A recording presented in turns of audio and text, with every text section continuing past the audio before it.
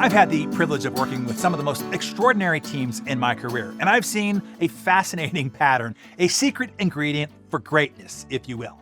The idea is pretty simple, yet radically counterintuitive. The idea is this: it often takes friction to create excellence on a team. Now, many leaders might cringe at the thought of conflict and friction and discord. Most shy away from conflict or try to tamper it down, any unpleasant disagreement or uncomfortable debate or hard-hitting challenge. However, if we shift our perspective and view friction as a catalyst for refinement, for betterment, we unlock a whole new dimension to its power and potential.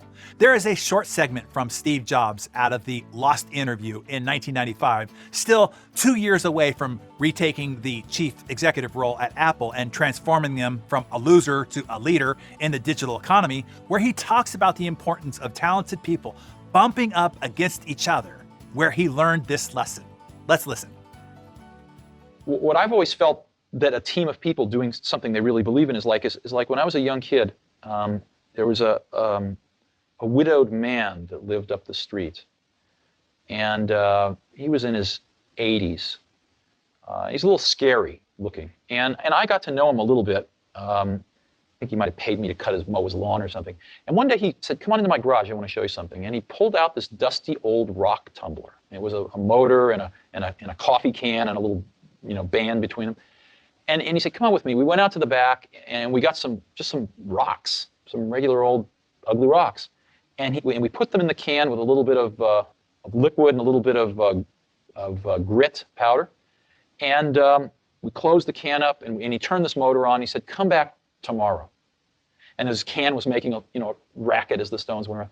And I came back the next day and we opened the can and we took out these amazingly beautiful polished rocks.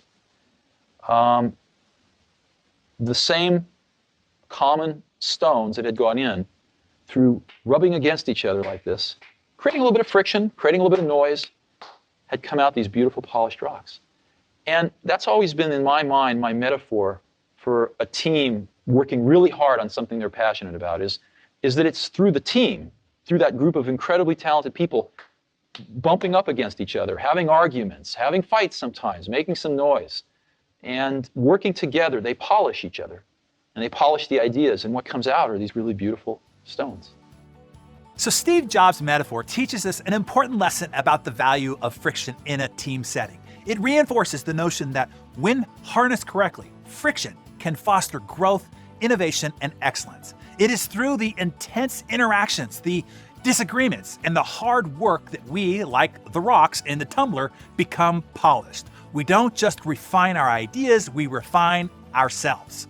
As leaders or team members, it's essential to keep this in mind when we find ourselves in the midst of debates or disagreements. Rather than shying away from friction, we should embrace it, harness it, even encourage it, knowing that it is part of the process that leads to remarkable results.